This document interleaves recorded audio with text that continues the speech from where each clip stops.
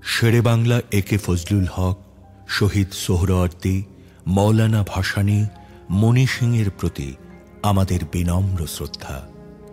आमरा गभीर श्रद्धा जानाई हजार बछरेर श्रेष्ठ बांगाली जातिर पिता बंगबंधु शेख मुजिबुर रहमानके। आमरा श्रद्धा जानाई प्रवासी सरकारेर प्रधानमंत्री ताजुद्दीन आहमदके। आमादेर विनम्र श्रद्धा रइल 30 लाख शहीद और 5 लक्ष निर्यातित मा बोनेर प्रति। आमरा श्रद्धा जानाई वीर मुक्तियोद्धादेर जारा स्वाधीन बांग्लादेश सृष्टि करते शहीद हয়েছেন। आमरा श्रद्धा जानाई लक्ष लक्ष मुक्तियोद्धाके जादेर वीरत्वेर कारणे आमरा स्वाधीन बांग्लादेश सृष्टि करते पेरेছি। आमादेर गभीर श्रद्धा रइल 71 सालेर সেই জনগোষ্ঠীর প্রতি যারা সীমাহীন কষ্ট ও নির্যাতন ভোগ করে মুক্তিযুদ্ধের প্রতি অনুগত থেকে মুক্তিযোদ্ধাদের সর্বাত্মক সহযোগিতা দিয়ে স্বাধীন বাংলাদেশ সৃষ্টিতে ভূমিকা রেখেছেন। আমি উত্তম কুমার চৌধুরী, পিতা মৃত হরিমোহন চৌধুরী, মাতা মৃত মণিবালা চৌধুরী, উত্তর কঞ্জুরি, সারথলি, বোয়ালখালী, চট্টগ্রাম। আমি 71 সালের আগে পিসি সেন সারথলি প্রাইমারিতে পড়তাম। 71-এর যুদ্ধ যখন শুরু হইল, স্বাধীনতা সংগ্রাম যখন শুরু হয়েছে, তখন আমি ক্লাস 6-এ 25শে মার্চের পরে যখন স্বাধীনতা যুদ্ধ শুরু হয়ে গেল, বাড়ির থেকে সকাল ভোরে ওই আজান দিয়েছে, তখন চলে যেতাম করলডাঙ্গা পাহাড়ে। বিকেল 5টার পরে আসতাম। একদিন হঠাৎ করে দেখি জুলাই আগস্টের দিকে বোধহয় 5টার পরে আসতে গিয়ে আমাদের বাড়ির কাছাকাছি ওই রোডটা কানগোপাড়া থেকে যেটা কালাইয়ার গেছিল ওই রোডের মাথায় আসছে, আমরা ঢুকবো, এই রোড পারবো, তখন দেখবো ফায়ার গিয়েছে, পাঞ্জাব গিয়েছে। আবার দিছে দূর ওই 5টার সময় দূর দিয়ে আবার মানে এই দূরতে করলডাঙ্গা পাহাড়ের পাদদেশে একটা খাল ছিল, ওখান পর্যন্ত যাই আমরা ডুব দিবসে রয়েছে, মানে নিয়েছিলাম সেপ্টেম্বর অক্টোবর, আমি মাসটা বলতে পারবো না। বেঙ্গুরিয়া স্টেশন রেল স্টেশন থেকে ওরা সেলিং করছে। সেলিং করার পর সারথলি স্কুলের পাশেই কালাইয়াটা জেলে সম্প্রদায়ের ওখানে পড়ছিল 3 জন না কয়েকজন ওখানে স্পট ডেড। অক্টোবর নভেম্বরের দিকে পাকিস্তানি সৈন্যরা সারথলি পিসি সেন সারথলি স্কুলে ক্যাম্প করছিল। ও ক্যাম্প করার পর ওখানে লোকজন ধরে নিয়ে প্রতিদিন 2 জন 3 জন বা 4 জন যে সকাল থেকে শুরু করে ওনারা বাইরে হওয়ার আগে, পেট্রোলে বাইরে হওয়ার আগে, ফিল্ডে যাওয়ার আগে 9টা পর্যন্ত যা পাইছে তা নিয়ে ধরে রাখি দিত। দুপুরে যখন লাঞ্চে আসতো তখন ওদেরকে হিসাব করে কিছু মারে ফেলতো এবং কিছু ছেড়ে দিত। আমরা তখনও বাড়িতে ছিলাম। তখন আমার যেটা নাম ছিল মাস্টার মনিরঞ্জন চৌধুরী। মাস্টার মানে ফ্রি ফরাতো, কোনো মাস্টারি করতো না, প্রাইভেট টিউটর ছিল, ও ফ্রি ফরাতো। উনি বলছে যে না, এখানে আর থাকা যাবে না, কালকে আমাদের লিভ করতে হবে। সিদ্ধান্ত নিলাম, যেটা বললো যে সবাই আবার যৌথ পরিবার ছিল তখন, জ্যাঠা, বাবা, কাকা এবং ছেলে মেয়ে সবাই, মারাও ছিল। তখন সিদ্ধান্ত নিলাম যে কোথায় যাব, এতগুলো লোক কিন্তু এক জায়গায় যাওয়া যাবে না, ওরা কেউ আমাদের অ্যাকসেপ্ট করবে না এতগুলো লোককে, কারণ সবাই তো আতঙ্ক। তখন যেটা বললো যে ওনার ফ্যামিলি ছিল না, ওই ছেলেবেলে এগুলা মোটামুটি একটু বড় হয়েছে, মেয়েটা বিয়ে দিয়েছে, ছেলে একটা মাস্টার্স 68 সালে মাস্টার্স পাস করছে, প্রফেসর ডাক্তার উজ্জ্বল কান্তি চৌধুরী, হোমিওপ্যাথি। তো উনি ঠিক কোথায় গেছে, ওনার একটা সঙ্গী ছিল ঢাকা ভার্সিটির আমাদের বাড়ির পাশে, ওর নাম হচ্ছে অনিল বরণ দাস। ও ঢাকার থেকে মুক্তিযুদ্ধে অংশগ্রহণ করছে। আমরা সিদ্ধান্ত নিলাম যে সবাই চলে যেতে হবে।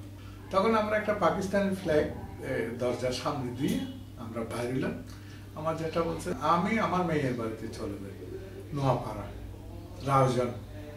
আমরা গেছি জ্যেষ্ঠপুরাতে, আমার মায়ের ছেলের শ্বশুর বাড়ি যেটা সেনবাড়ির পাশে। আমার কাকারা গেল ওখানে, আবার একটু দূরে তাদের নেই দিছে একটা, ওরা ওখানে। এদিকে সমস্ত জায়গা সম্পত্তি গুলো রয়ে গেছে, জিনিসপত্র রয়ে গেছে, এত দূরে কোথায় যাবো? কিছু কিছু জিনিস আমরা পুকুরের নিচে গর্ত করে পানির নিচে থালা বাসন গুলা, তখন তো কাঁচের জিনিস ছিল, ওগুলা ডুবাই রাখছি বস্তা ভরে। তারপর চাউল মটকা ভরে বিলের মধ্যে গর্ত করে ডুবেছে, ডাল ডুবেছে, ধান ডুবেছে।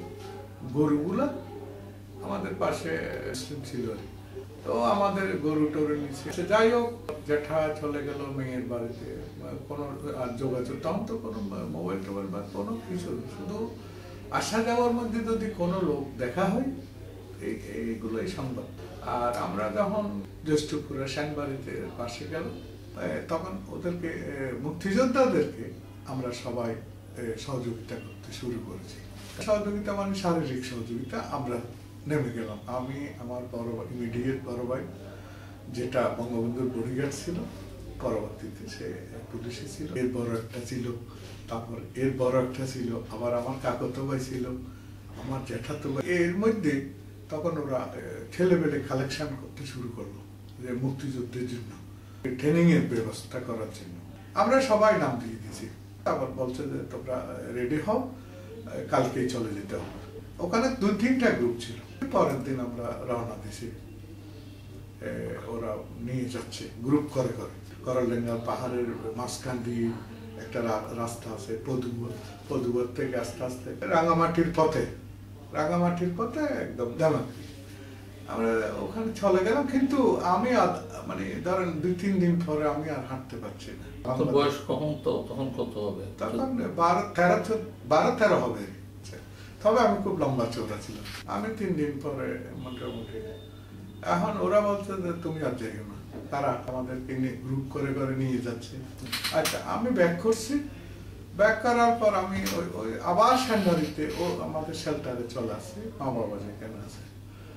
আইসা তখন আমি ওদের সাথে সকাল বিকাল দুপুর ওদের সাথে যেতাম, এবং কিছু কিছু কাজও করছি তাদের সাথে। যেটা হচ্ছে যেমন বলছে যে অমুক জায়গায় কিরকম পরিস্থিতি, খবর নিতাম কোথায় কি হচ্ছে। এখন আমাদের পিছনে একটা বড় দিঘি আছে, ওটারে বলে কানুর দিঘি। ওখানে রাজাকার বেশ লোকজন আছে। কানুর দিঘির ওখানে একটা অপারেশন আছে। অপারেশনের মধ্যে আমরা ধরেন না 4টা-5টার দিকে, 4টা-5টা একটু গনাই, সন্ধ্যা গনিয়ে আসছে। ওখানে ওরা অপারেশন করে, 1জন না 2জন মোটামুটি ডেড হয়েছে, এবং আরগুলা পালাইয়ে গেছে, আরো ছিল পালাই গেছে ওরা। আপনি কি ওখানে? আমি ওদের সাথে সরাসরি আমাদের যুদ্ধে নেয় নাই ওরা। কারণ দিঘিটা ওরা যখন অপারেশন করছে, আমাদেরকে প্রায় 1 কিলোমিটার দূরে রেখে দিছে। আমরা তো ট্রেনিং প্রাপ্ত না। এরপরে উপাধিতে একটা অপারেশন হয়েছে, আর সিওপিসে একটা অপারেশন আছে। বিভিন্ন জিনিসপত্র নিতাম, তারপরে ওদেরকে কিছু দিক, ওই পথ পরিচিতি করতাম। আবার কিছু কিছু আমরা টানতাম, ছোট ছোট বাক্স, তখন বড় বাক্স ছিল। বড় বাক্সরা বড় লোক যারা ট্রেনিং নেই, বড় বড় বয়স্ক, ওরা বহন করতো, আমরা ছোট ছোট বাক্স। তখন ওখানকার অবস্থা কিরকম ছিল, কিরকম ছিল সেটা বলে। অবস্থা হচ্ছে অত্যন্ত করুণ। সব মানুষ পালাচ্ছে, এদিক সেদিক পালাচ্ছে। তারপরে এদিকে আবার দিনের বেলায় পাঞ্জাবি যখন ফিল্ডে গেছে, তখন লুটপাট হচ্ছে, ঘর বাড়ি জ্বালানো হচ্ছে ওই দিয়ে, এই গান পাউডার দিয়ে।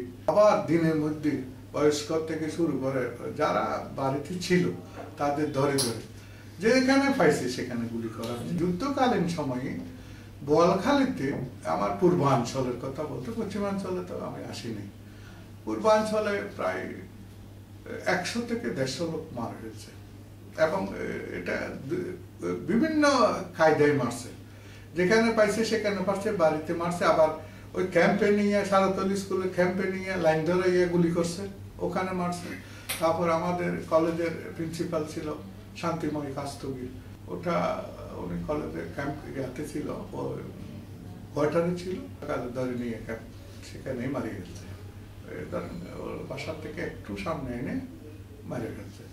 এর মধ্যে ওখানে এক প্রফেসর ছিল, অধ্যাপক দিলীপ চৌধুরী, প্রফেসর মারছে। তারপর আরো 3 জন ছেলে, একটা ছাত্র ছিল আর 2 জন প্রফেসর ছিল। নভেম্বরের দিকে হতে পারে সেলিং হয়েছে, ওটা পাহাড়ে, মানে মানুষ মারা গেছে 3-4 জন একবারে আমার পাশেই। আমরা যখন পাহাড়ে শেল্টার নিতাম, আমার পাশে 10টা-11টার দিকে সেলিং হয়েছে।